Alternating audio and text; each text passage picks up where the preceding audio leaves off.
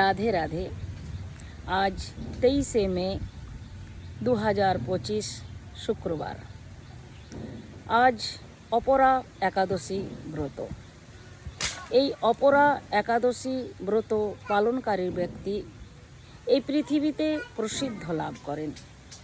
যেমন ব্রহ্মহত্যা, গো হত্যা, ভ্রূণ হত্যা, পরনিন্দা, পরচর্চা, পরস্ত্রী ভাজন, এর সমস্ত পাপ থেকে মুক্ত হওয়া যায়।